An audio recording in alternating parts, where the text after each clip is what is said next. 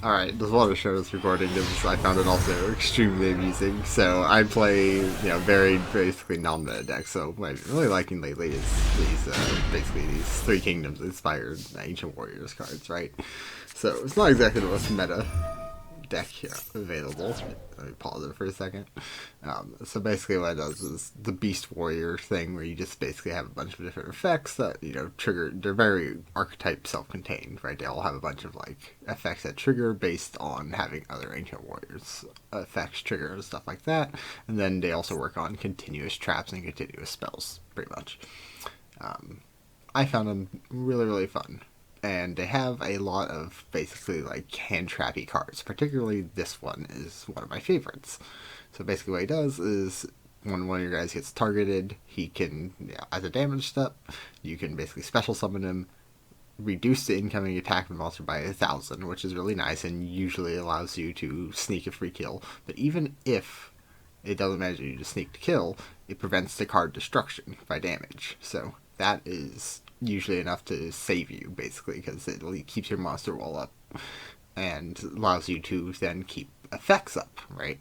And if you also do manage to get that minus 1,000 and manage to sneak a kill, then you also get an extra pop just for fun. And it's not just destroy other monster, it can destroy spells and stuff like that on the field. So this guy really is, in my opinion, one of the bread and butters of the deck that I don't see used too much even amongst people that play the deck. Like, I usually see him ran at like 2 or so, but I don't know. Super good. Anyways, point is, I am fighting I believe, branded Despia fusion deck. No, branded Despia Darklord. So, like, this is a heavy deck, in case you don't know. It's quite one to deal with.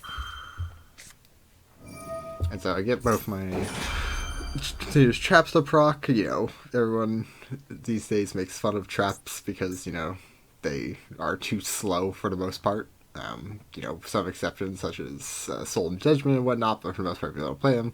I find the ones for this archetype still very usable. They're continuous and they basically provide a bunch of protections. Just basically protection from battle, which isn't really the greatest thing. Although this one can be clutch because it can allow you to stop dispel trap card playing, and a lot of people just don't read these cards. They're kind of walls of text, and so people will let you get to your battle phase without noticing that they can't actually do anything during your battle phase. But more importantly for this one, it allows me to special summon by banishing from the graveyard. This, just continuous trap card, so that actually can be really clutch. And this guy basically allows me to get tokens, just help counteract some of the special summon, give me tokens so I can do link summons or have a wall or whatever. And then also it can sacrifice itself instead of a destruction. And then also, again, these kind of like Eldritch have in graveyard banish effects that allow you to do some stuff. In this case, it allows you to give you a negate, which is pretty dope. So I just activate these to have their effects proccing.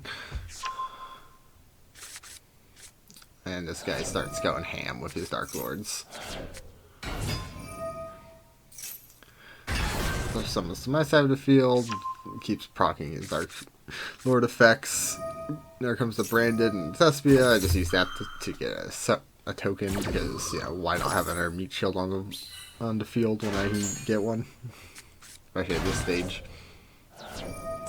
So, still just, getting every card that he needs on the field. He's got his Theater for the fusion summon.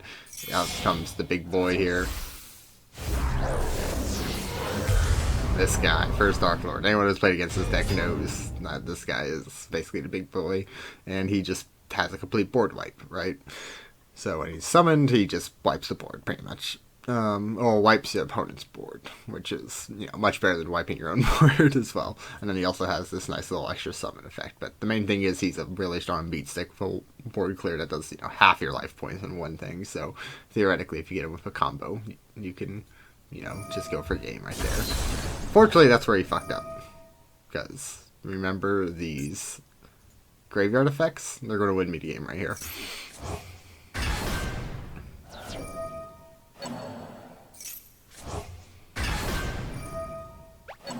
So he's just, getting his board ready. Fortunately, he acts into the special summon. So, this guy. Right? I'm banishing him to get a summon. use this guy particularly because he has exactly 3,000 attack. And if you remember this guy, I can use him during damage step to get him down to 3,000. Right?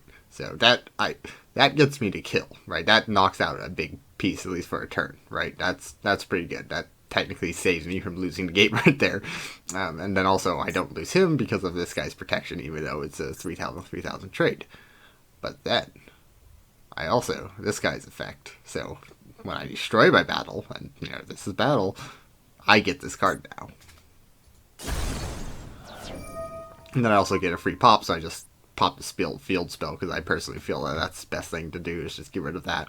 Because monsters can be, attacked and stuff like that, but this thing, I need specific removal, and why not get rid of it now?